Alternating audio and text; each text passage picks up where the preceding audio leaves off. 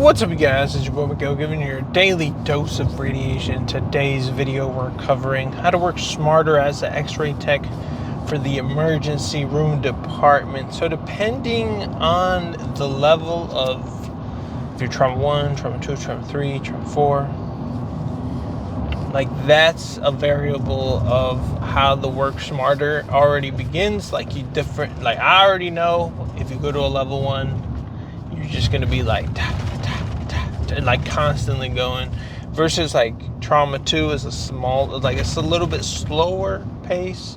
And then where I'm at, you could throw in like the speed will cut down even more, a little less I guess.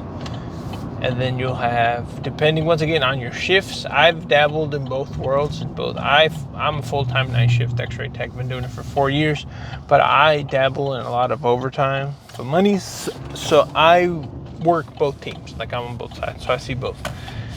On day shift, I've noticed, if you work, for most people who work days, it's kind of they order it, you can kind of go and see if you can't get it, because there's so many people and you're kind of waiting or looking if the nurse get out, and then you can kind of swoop, like you're just gonna be like in and out, door to door kind of salesman with your little portable machine, especially if it's just like a chest x-ray. That's kind of how like we navigate through like the traffic and stuff, because there's like way more staff. Like imagine day shift 100% staff, and then compared to night shift, we have, like, you could probably say 45% staff to hold down the merge stuff. So there's like way less. At nighttime, you can just kind of drive more freely. You don't really have to watch out for like hitting people and stuff. There's like less people in the way, less equipment, less stuff. So it makes it easier on you in that part. I would say that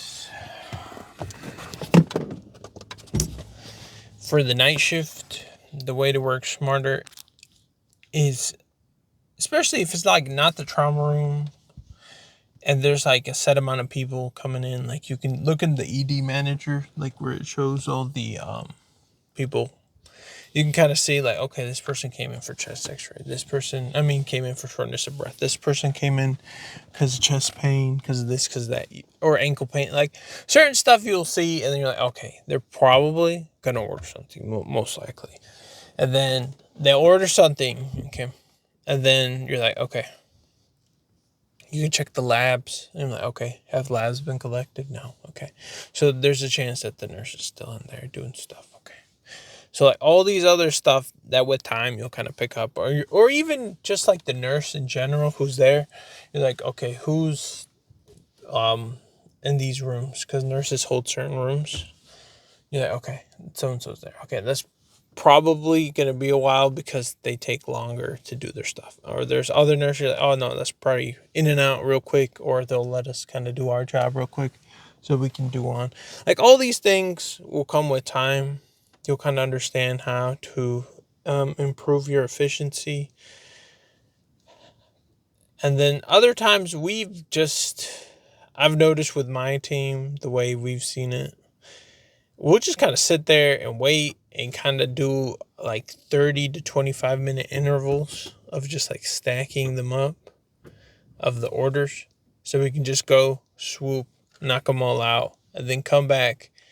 And then maybe they put in the other ones, and then we'll just continue, or we'll come back, put it online, kind of chill for a little bit, and then just kind of do a little swoopy swoop, little cycle. That's what we have achieved the most optimal. Obviously, certain places, certain doctors are more like, I need my stuff now. And then sometimes you're like, hey, we'll tell your nurses to move out the way so I can do my job. And there's been a few times where like certain doctors they'll want something, and you're like, well, there's nurses in there.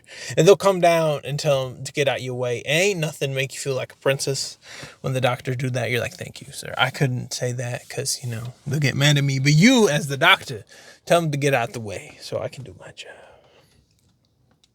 So it's fun like that. But yeah, it's been your boy Miguel. See you on the next one.